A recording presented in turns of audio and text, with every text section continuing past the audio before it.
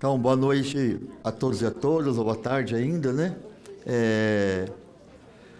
Falar sobre o zoneamento nessa cidade é bastante difícil, né? Porque os interesses aqui são muito fortes, né? Eu acho que eles têm um interesse aqui, uma força que age, né, tanto no executivo como no legislativo, é a força do poder do setor imobiliário. Eu acho que é o setor na cidade de São Paulo que é o mais organizado e o mais forte, né? Eu passei por esse processo já na lei anterior, né? Tanto a do plano diretor como da lei do zoneamento. Isso aqui era para ser uma revisão, que nem parece uma revisão, porque ele nem partiu do pressuposto do que deu certo, do que deu errado, e vamos rever o que deu errado. Aqui parece que é um acerto de contas do que o setor imobiliário não conseguiu fazer da outra vez e que ele vem com uma força total para fazer dessa vez, né? É impressionante, porque o que já era ruim, né?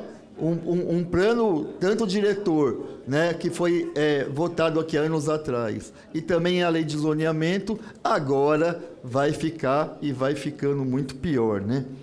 E aí tem algumas questões que eu acho que é importante colocar. Por exemplo, eu vi até o próprio relator falando aqui que 1.200 pessoas participaram aqui desse processo. Nós temos aproximadamente 12 milhões de pessoas. Ele está falando que 1/10 de milésimo da população participou. Eu, como professor de matemática, a gente ensina para os nossos alunos que a gente considera ou 10º ou milésimo. Já o 10º ou centésimo. Já o milésimo a gente já nem considera mais. Quanto mais o 10º de milésimo. É uma coisa impressionante ainda querer justificar a participação popular com 1.200 pessoas que assinaram. Eu teria vergonha de colocar um negócio desse se eu fosse da base do governo, né? E atropelada do jeito que foi, gente, né? Para quem não sabe, planos diretores ou lei de zoneamento, você vai pegar em cidades capitalistas. Não estou falando que cidades aqui que não seja capitalista. Demora anos, às vezes, de discussão da sociedade, porque tem que começar de baixo para cima. Não, aqui aqui se faz em semanas, né? E não é à toa que o projeto chegou, depois os mapas foram trocados, tudo isso no meio do processo, porque é feito meio de qualquer jeito.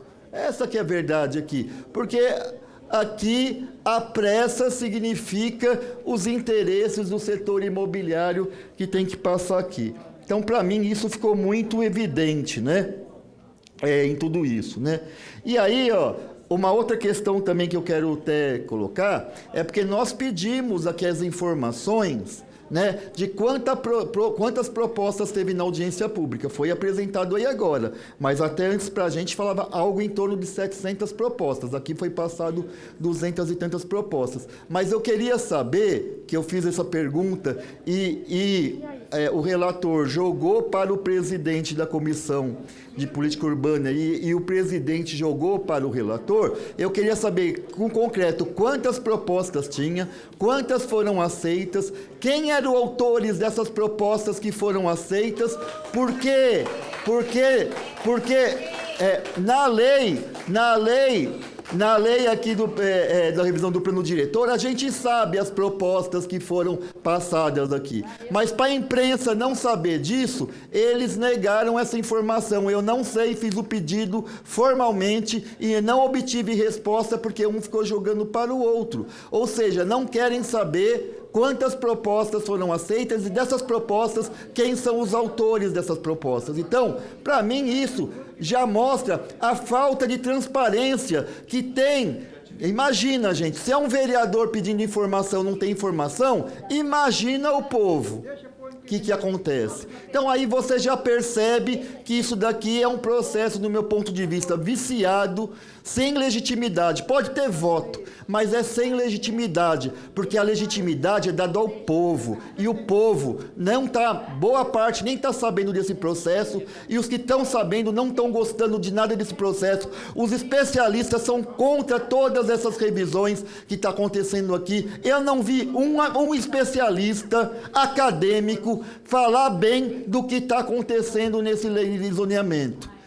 Então, aí você já se percebe o que está por detrás dessas questões todas. E aí eu queria falar um pouco, para mim, marquei aqui muita coisa, mas um pouco sobre a questão das mudanças climáticas. As mudanças climáticas é uma realidade, né? E não tem compromisso nem do prefeito, do executivo e nem dos legislativos. Veja só, né? Olha só as nossas áreas verdes. O que fala aqui da proteção das nossas áreas verdes? Não, aqui coloca que pode construir restaurantes imensos em áreas de preservação ambiental ou fazer grandes construções para qualquer coisa nas nossas áreas ambientais. Ou seja, né, aqui não fala uma vírgula de requalificação, por exemplo, de áreas que são áreas de ZEPAMs que foram ocupadas. A gente não quer passar ZEPAM para as ex. Já tem muitas ex nessa cidade que foi desde a época, sei lá, da Marta Suplicy e que elas não foram feitas habitações nenhuma. Então ficar timbrando agora área de ZEPAM para as ex é um escárnio. A gente quer a requalificação dessas áreas, porque aqui eles estão brincando. Veja o que a Braskem fez com Maceió. Aqui a pouco não tem mais cidade aqui para o ser humano. Vai ter grandes deslocações de massa humana, porque o executivo não está preocupado com nada que se refira ao meio ambiente. É um verdadeiro escárnio que está acontecendo aqui, que aconteceu tanto na revisão do plano diretor, mas também agora do zoneamento. Estão brincando com as pessoas. E quem vai sofrer sempre é o mais pobre. Na hora do vamos ver, todos sofrem com as mudanças climáticas. Mas são os mais pobres que estão morando na beira do rio, são os mais pobres que não têm dinheiro para comprar alimento na hora que aumenta. Tem que parar com isso. Tem que parar de fazer discurso barato que é a favor do meio ambiente, se as propostas são essas que acabam com o nosso meio ambiente.